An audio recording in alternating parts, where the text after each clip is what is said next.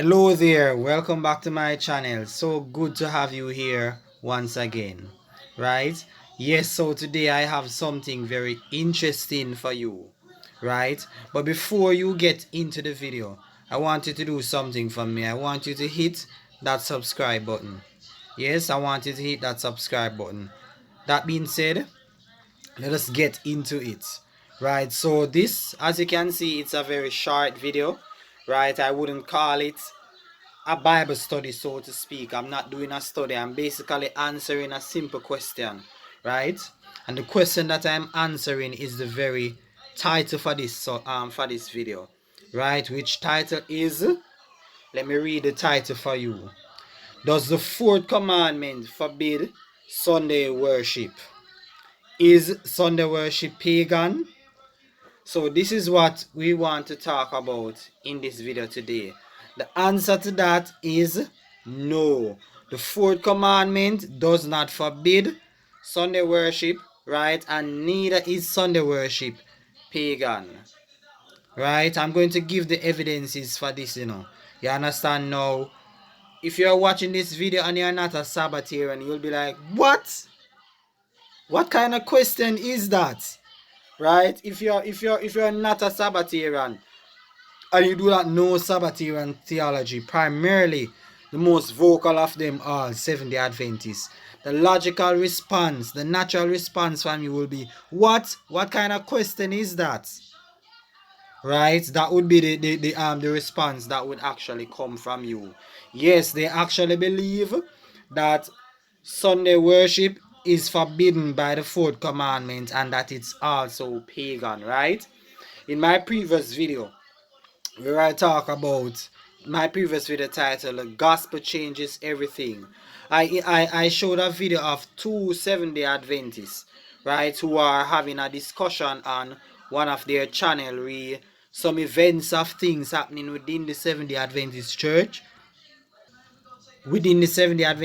and outside the Seventh-day Adventist Church.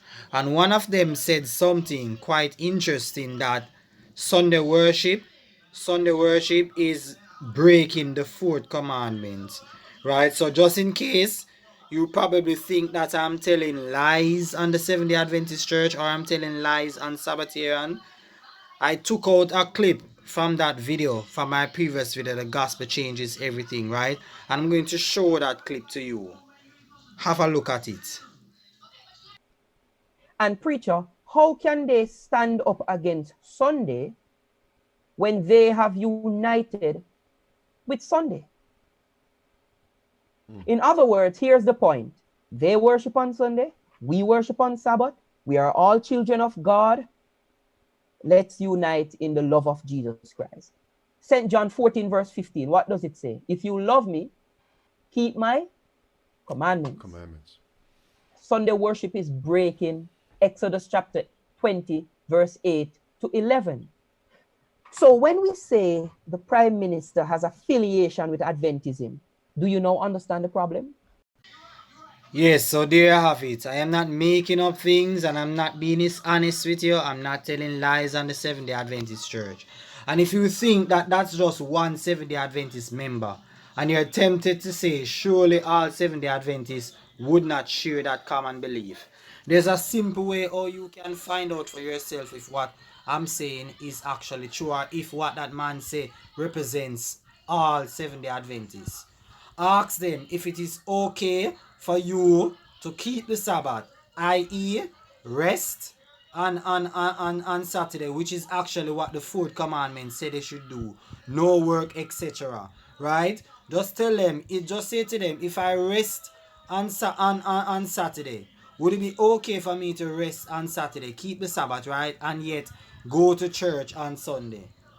And what they'll tell you is that here's some of the responses that you will get. Well, if you know the roots of Sunday worship and thing, I don't think worshiping on that day would be a smart thing to do, because you'll be basically telling people that it's okay to worship on that day, knowing its history and so forth. I.e., it's pagan history. So that's what they are going to say to you. Even if you tell them that What about I keep the Sabbath, right, and then worship on Sunday, go to church on Sunday, the first day of the week instead? There's still going to be a problem, right? There's still going to be a problem even if you decide to keep Sabbath and go to church on Sunday. They just don't want you to congregate on Sunday any at all, right? And the reason for that is because they believe, many Sabbatarians, if not all, that Sunday worship is a pagan practice. So other than answering the question whether the fourth commandment forbids Sunday worship, you then have to sort out the whole pagan worship thing on Sunday, right?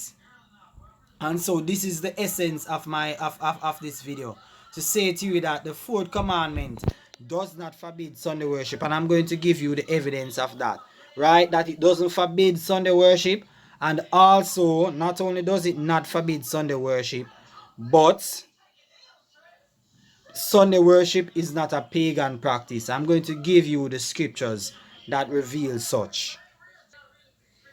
Now, beginning with the Old Testament, you can look at Numbers chapter 4, verse 16, Numbers chapter 28, verse 24, Numbers chapter 29, and verse 6. I'm going to have to post it.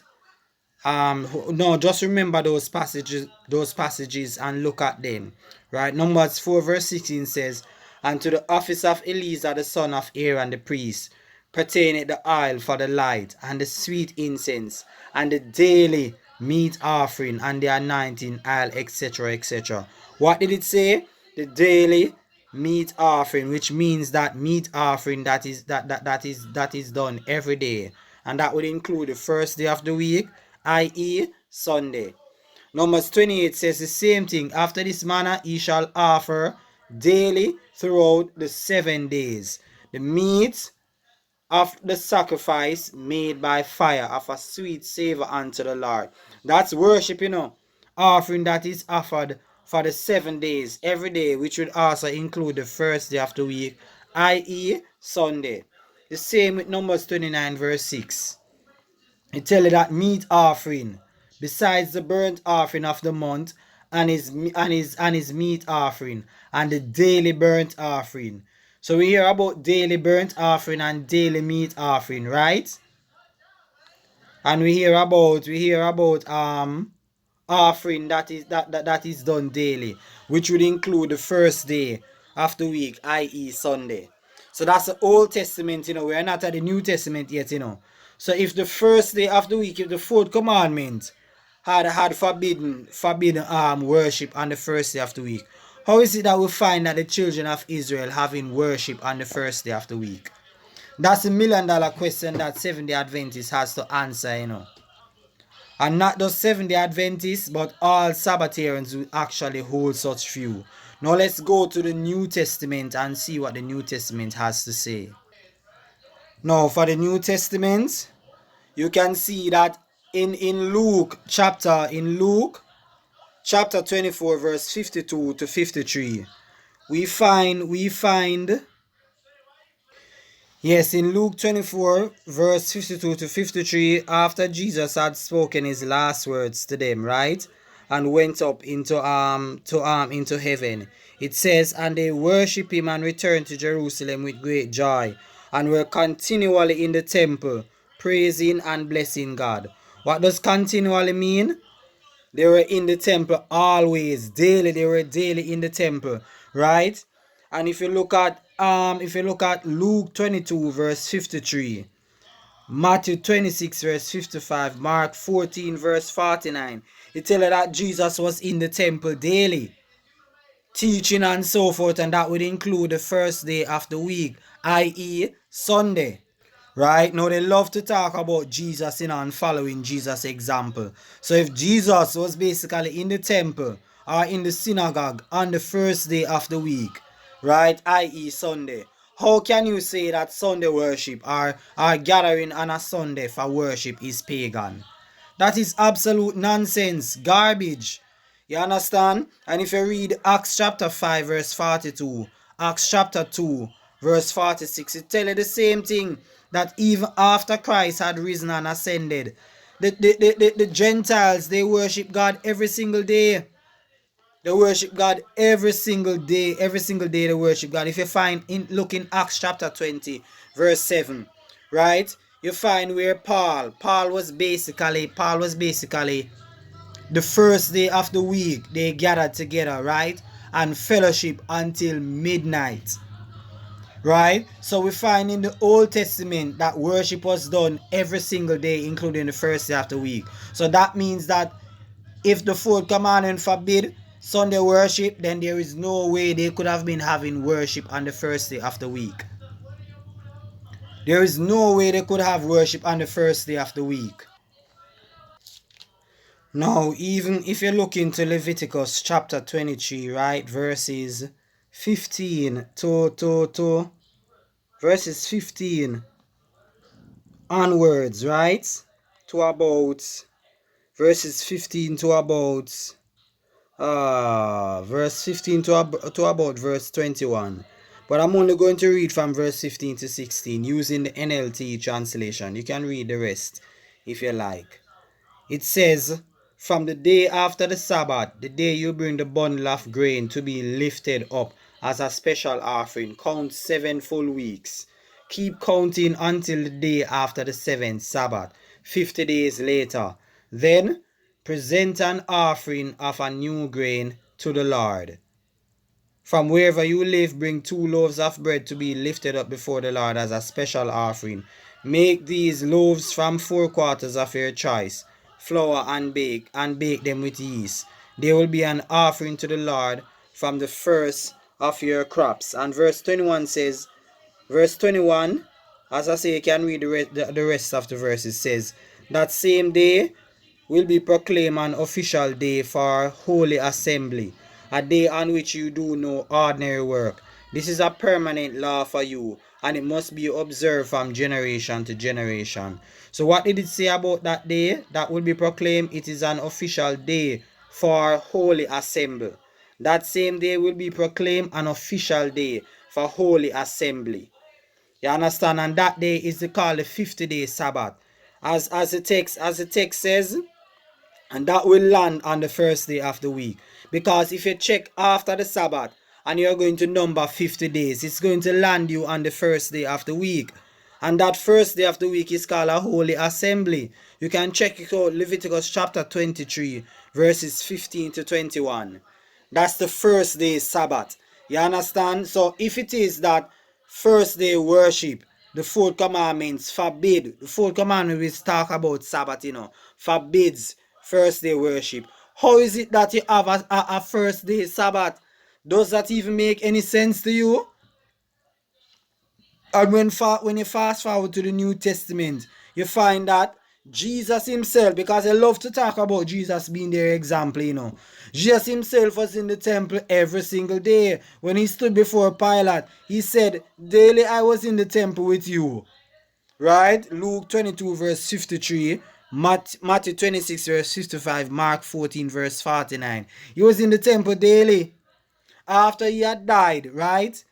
After he had died and went to heaven. His disciples worship him daily. Luke 22 verse 53 continually. Acts 5 verse 42, Acts 2 verse 46.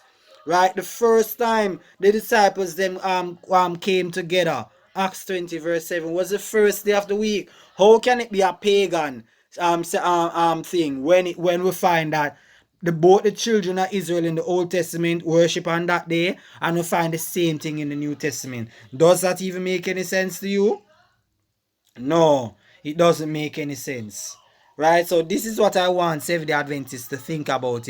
There is nothing wrong with worshiping God on the first day of the week. You understand? So that answers your question. I do hope that you enjoyed this video. If you did, please like, comment where necessary, subscribe to my channel, and click the bell icon so that you can receive notifications whenever I make new uploads. And last but not least, share this video with whom you know will benefit from an amazing video like this. Bye bye now.